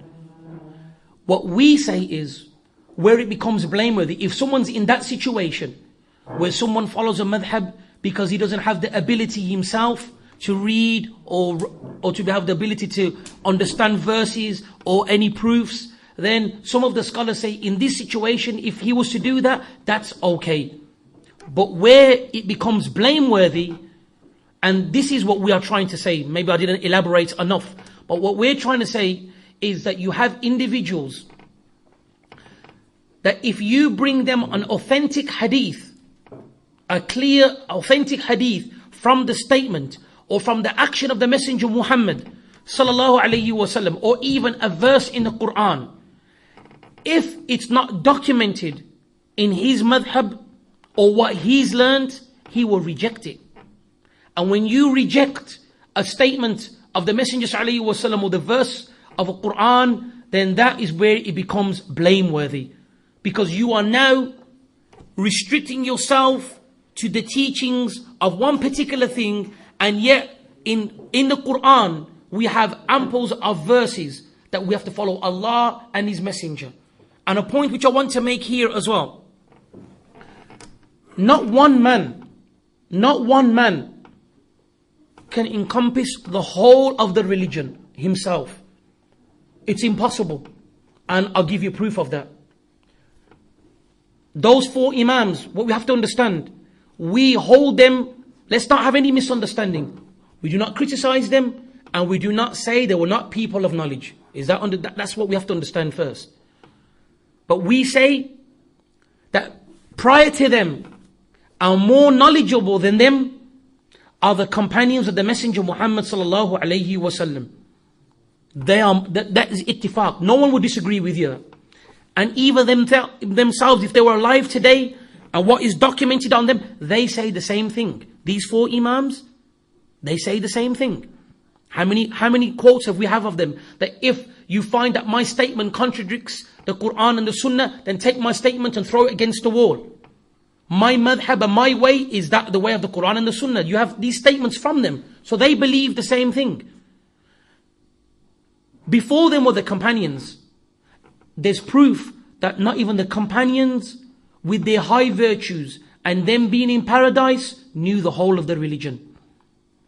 Umar bin Khattab radiallahu ta'ala an, who was, shall I say, the second Khalifa, who was an individual, had such great virtues that when he spoke, the verses from the Quran came down, agreeing to what Umar bin Khattab radiallahu ta'ala an was saying.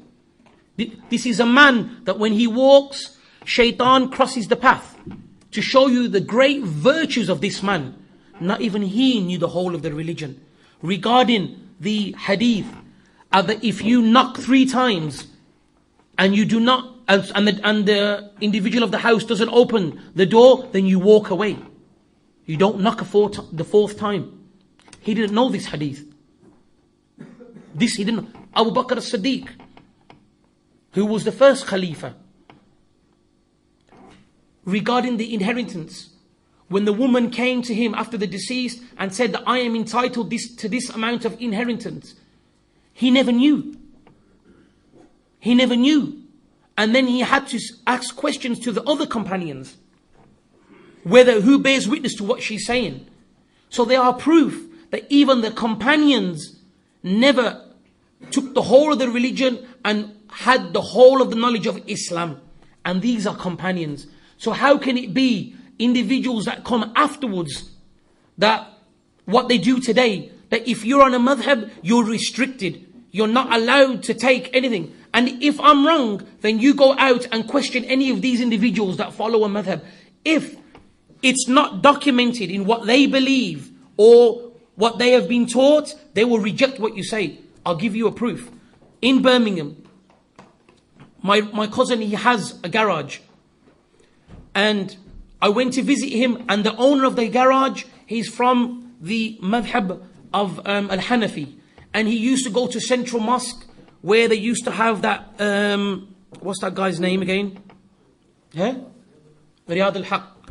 And he used to promote that you must follow the Hanafi madhab, or you must follow a madhab. So he used to attend his lessons. He said to me on an encounter, when he met me, he was just generally talking, we was talking. And then he said to me, what madhab do you follow?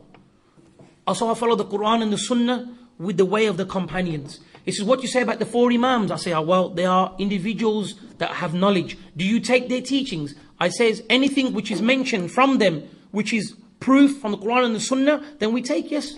He goes, but don't you think that you're forming a 5th madhab now by taking this and taking that? And I said to him, no, we are taking from that which is from the Quran and from the Sunnah. That's what we have been ordered to do. And then he said, okay, what books do you study? I said, well, generally all different books. And then he says to me, where do you put your hands? This is where it turned. Where do you put your hands when you pray? I said, on my chest. He said to me, where's the proof in that? Then I mentioned to him, it's mentioned in Sunan Abi Dawud. And then he said to me, this is the problem, brother. We take from the most authentic book. We take from the most authentic book, which is Bukhari. And then he said to me, did you know that there was ittifaq amongst the Muslims that Bukhari is the most authentic book after the Quran? And then I said, yes, we know that. He says, this is where we take our knowledge from. I said, okay, mashallah, and this is where we built our thing upon. Then I said to him, okay, in Bukhari, when it comes to Salah, it mentions that whoever says Ameen out loud with the Imam, then if he goes inside with the Ameen of the Imam, then he will receive forgiveness. It's mentioned in Bukhari. Do you say Ameen out loud in your Salah? He said, no. I said, yeah, but it's mentioned in the most authentic book that you claim. And it's in Bukhari. So why don't you say Ameen out loud then? He goes, oh brother, I have to go back and speak to my sheikh. But he never took it. This is where we say it's blameworthy. You understand what I'm saying? If someone says that I don't have the ability and I'm just trying to worship Allah with the proofs that I've received in the madhab, okay. But if a text comes to him, an authentic text, and he rejects Allah's words or the Sunnah of the Messenger sallallahu alaihi wasallam, this is where it's blameworthy, and this does take place. Is it still blameworthy where there's confusion over what might be the more valid hadith over another, or what might be stronger, or what might be weaker? Do you accept either, or do you have to accept what the consensus considers? Regarding ikhtilaf in dalil, like in some of the affairs of fiqh, if it comes into the issues of fiqh, and there's dalil here and there's dalil here, then you cannot hold someone blameworthy if there's authentic dalil, if it's authentic. Like our Sheikh Ubayd al-Jabari, Hafidhullah Ta'ala, when there was ikhtilaf regarding do you pray 8 rakats or do you pray more than 8 rakats? And even though Sheikh Ubayd al-Jabari was on the opinion that, you hold 8 rakats is the most authentic, but there were proofs on the other side of why they pray more. Then Sheikh Ubayd al-Jabari, he mentions that when it comes to these affairs, if you find that individuals have proof and they are authentic, even though it may not be as authentic as what you may be holding, or you have a disagreement, then it's not permissible for you to criticize that person. It's not permissible for you to criticize and enforce your opinion upon him. But these are with ikhtilaf al-fiqhiyya, the differences of fiqh with proofs. With proofs. This is the difference of opinion if you have proof. But if no proof is there, or it's not documented with them, but then you bring something which is authentic and they reject it, this is where it's not right. Because in actuality, you're rejecting the statement of the Messenger sallallahu alaihi wasallam. And remember this as well. One of our scholars, he mentioned the point that, look, Allah subhanahu wa ta'ala in our deen has made everything clear. The Messenger sallallahu alaihi wasallam has made everything so clear that even a Jewish person came up to the companions and said, your messenger has taught you even how to go to the toilet. Ponder upon this point. The Messenger sallallahu alaihi wasallam has told us how we go to the toilet. The Messenger ﷺ has taught us how we should eat. Even the supplications that we make before we have relations with our wives. He has, even from the smallest of details, the Messenger ﷺ has informed us. Don't you think something as vast and as big as this, that where the Ummah would have to follow 4 Imams, a must that they must follow these Imams. The Messenger ﷺ mentioned about these deviant sects will come and there will be an individual by the name of such and such. The Messenger ﷺ has mentioned that there will be splitting. The Messenger ﷺ has mentioned all different details about what was going to take place. But there's no mention in the Quran or in the Sunnah that there will come a time 4 great Imams and we must follow them. And these 4 Imams will be correct. You must follow them. Just ponder upon that. If something like that, like how we have made it today a must, that almost that if you don't follow a madhab, then now you are somebody who was misguided, or you are someone on the wrong way. Don't you think that the Messenger ﷺ would have made some mention, if our religion was obligatory, that we had the Quran, we had the Sunnah, and then we had the companions, then after them there will come 4 Imams that you must follow. You must follow. Or if you don't follow, you're blameworthy. Don't you think there would have been a mention of that? But the Messenger ﷺ, throughout the Quran and throughout his Sunnah, the only text that we receive is to follow the book and is to follow the Sunnah, and the other text that we receive is to follow the way of the companions. So if someone does do that, is he blameworthy? Is he wrong to do that? I'll leave that with you.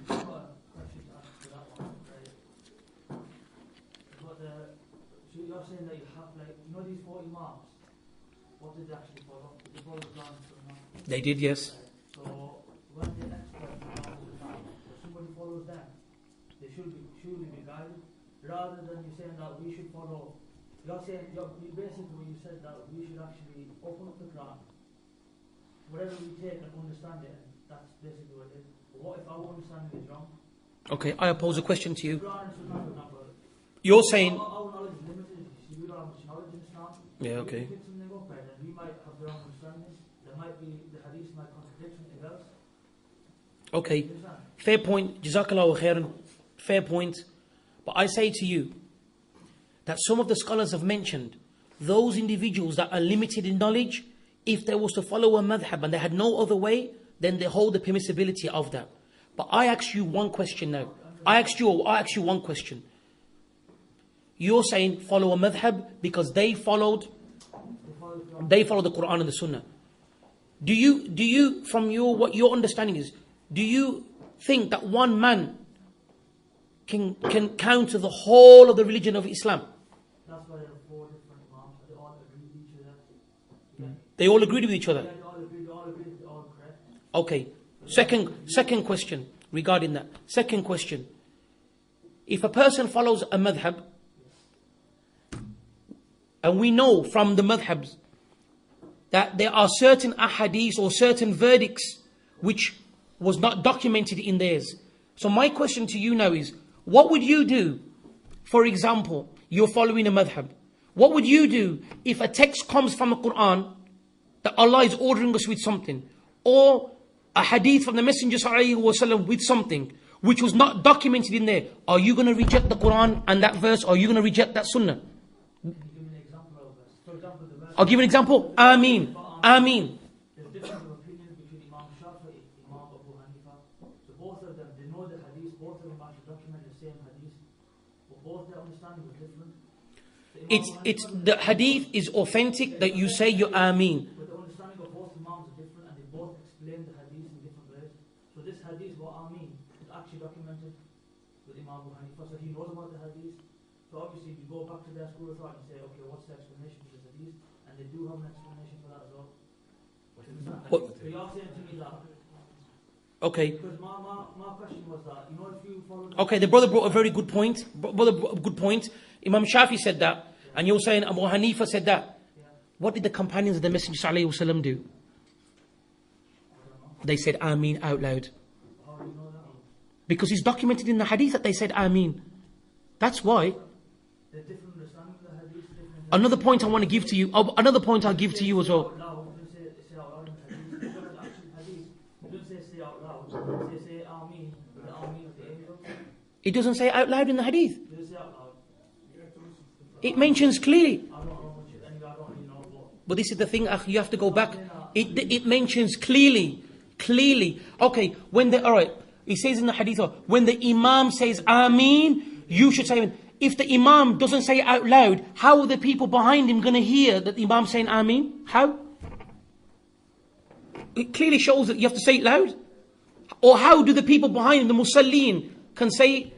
That's what I'm saying, different opinions. Imam Shafi says one thing, Imam Muhammad says something, Imam Malik says something else. Inshallah, if you're truly questioning because you want truth, then inshallah may Allah make it easy. But it is clear that example there. The question is that, so you're saying that people should just follow Quran and Sunnah, but they're all limited knowledge. No, I'm not saying that. I'm saying that you should educate yourself, you should go back to the works of the scholars, and if you have to go through the works of a madhab, but what I'm saying is that if that's what you feel more comfortable with and that's what your level is, my only call is listen to what I'm saying carefully.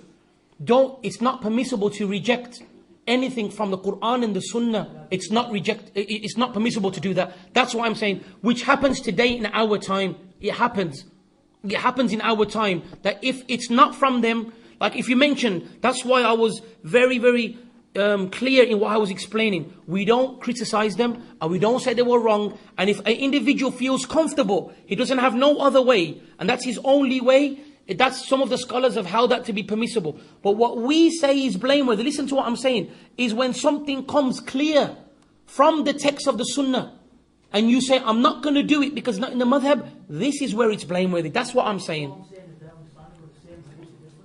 Then take the best understanding. Take the best understanding which there is to mankind is the way of the companions. Do you understand now why we're saying that we have to follow the way of the companions? Because listen, they lived with the Messenger sallallahu alaihi wasallam. So when the Messenger sallallahu alaihi wasallam said these ahadith, when the Messenger sallallahu alaihi wasallam said these ahadith, you had the companions living with the Messenger, and they heard and they acted upon how the Messenger's and the correct intent was.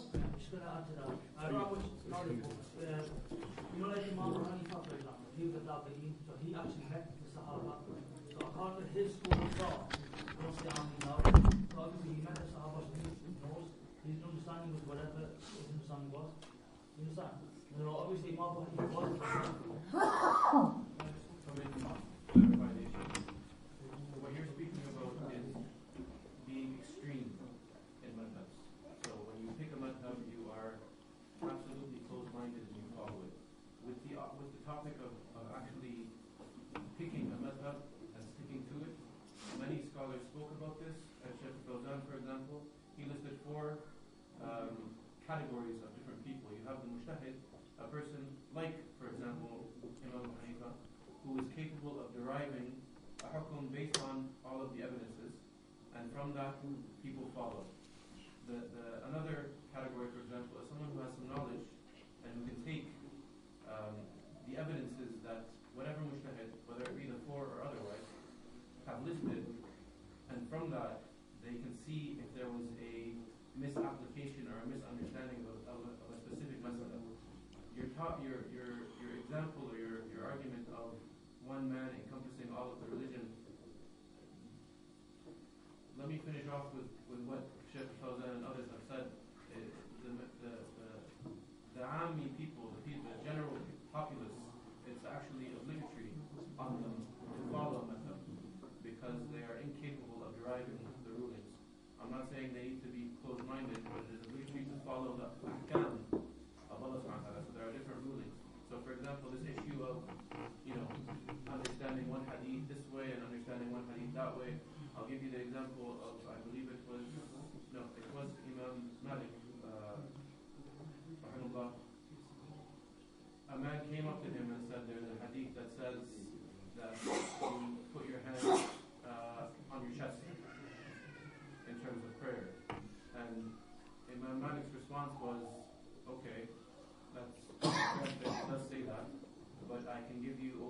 people in Medina who pray with their hands down, and this was carried on, and he was a tabi'i. The point is, these are dhanni matters, these are undefinitive matters where ikhtilaf is actually viable and valid.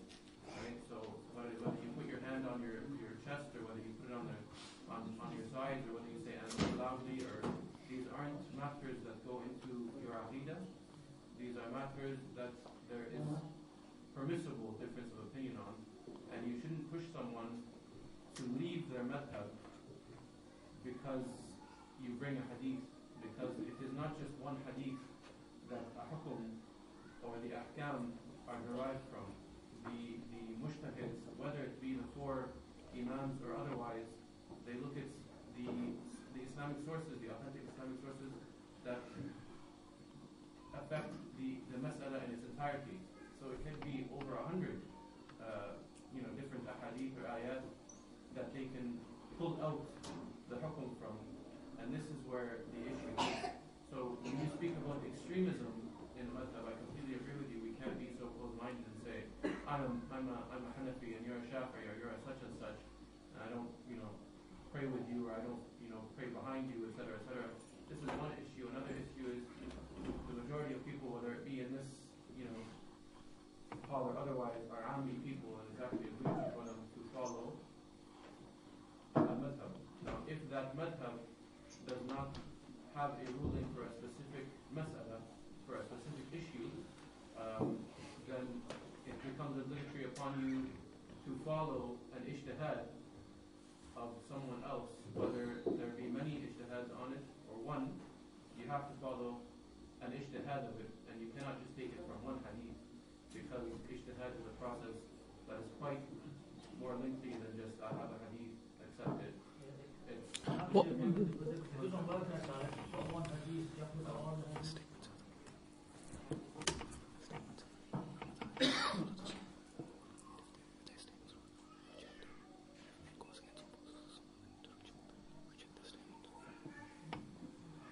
Yeah, you could say that.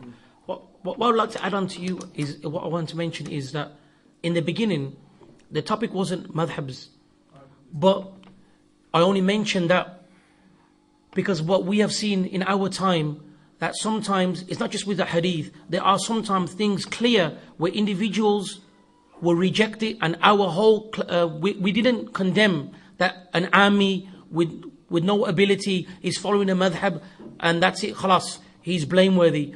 Our point that I was trying to strike is that if, and what we've seen many times, that if it's not in their madhab, and yet sometimes you have text from the Quran and the Sunnah, they will reject it, and that is not permissible, as we have the verse from Allah subhanahu wa ta'ala, O you who believe, do not put forth your views and your ideologies before Allah and His Messenger. That is our call. And this is why we emphasize, when you say that there was ijtihad, and Imam Malik mentioned that such amount of individuals, they prayed in such a way, then we say in these, and what's la shak wa la raib, that without a question of a doubt, what is far better is the understanding of the companions, because they lived with the Messenger sallallahu alaihi wasallam, and they know better, because a lot of all of these hukum which you're mentioning are taken from text from the Quran or the Sunnah. They are taken from text from the Quran and the Sunnah. So a lot of the time, these texts, you look to see how these companions, because these texts never went over the companions and then reached the later generations, it must have come to them first. And they were the first and foremost ones, and the most knowledgeable of how to understand what was the difference of opinion of this wording or not. So this is why we say that if an individual was to hold on to the Quran and the Sunnah with the understanding of the Salaf as-Salih, you cannot say that that individual is a blameworthy person. And Allah knows best.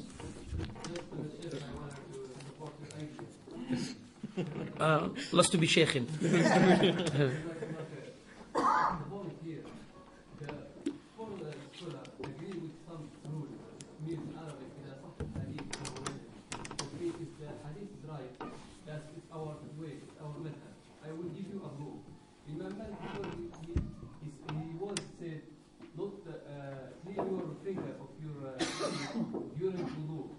Because he didn't hear a hadith for that. After that, he got this hadith. Hadith. After that, the Imam Malik start give you another fatwa. You have to clean your feet during wudu. That means the ulama it said the four A'imma, if the Hadith right, that's our madhab. And Shaykh Al-Tamim mentioned if anyone asks you what's your madhab, he said Tahkim Quran, Tahkim Sunnah. It means what's your madhab? He said Tahkim Sunnah. We follow Sunnah, we don't follow madhab. We like all madhab. We like Imam Malik, Abu Hanifa, Shafi'i, and we don't تعصب anyone for them, you know. Maybe He said basically, ta'assub, you can't blind follow just like that. You know, they must be with proof. And it's not permissible, like we say, to put your views. I'll give you, regarding the views. Alhamdulillah, I've just remembered something. And ponder upon this.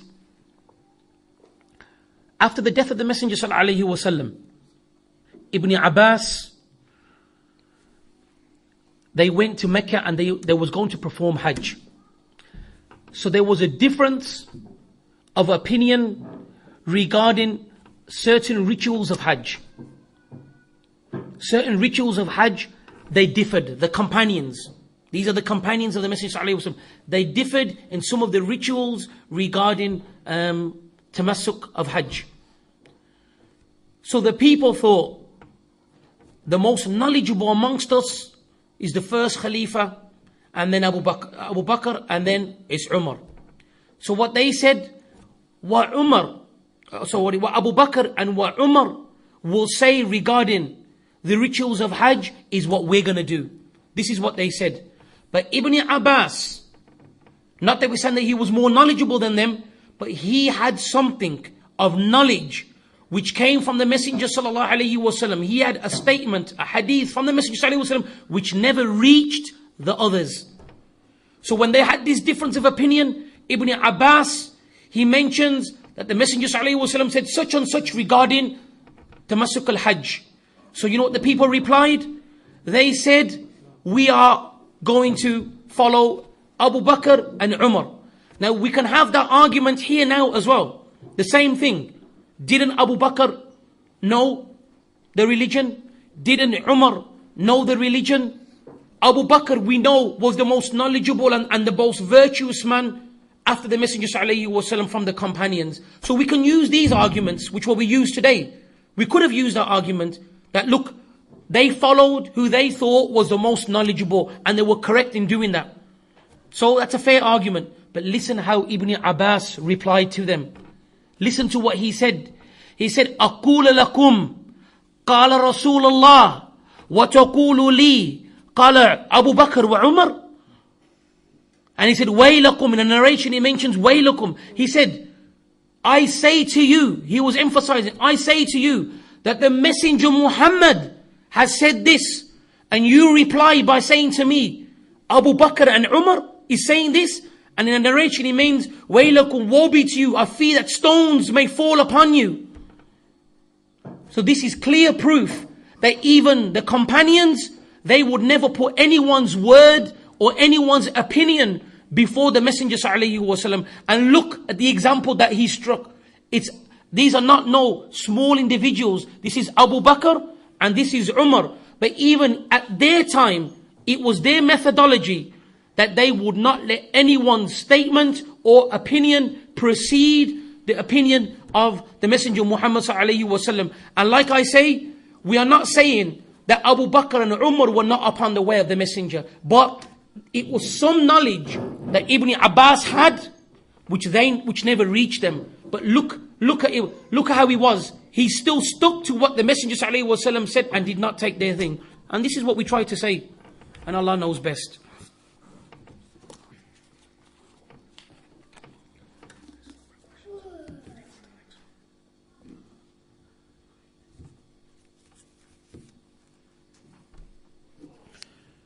في أسئلة ويريد أنت تجيب عنه تريد لا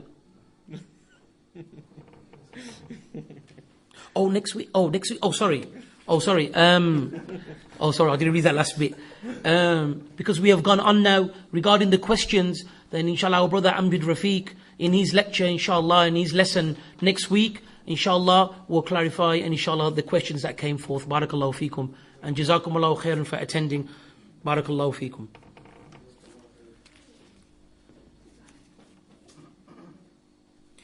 There's an announcement every Sunday at 5:30 p.m. at the International Centre. Aqidat Tahawiyya will be read by our brother Abu Iyad. And we will keep you updated on our new website, www.islamtees. Have I said it right? .co.uk.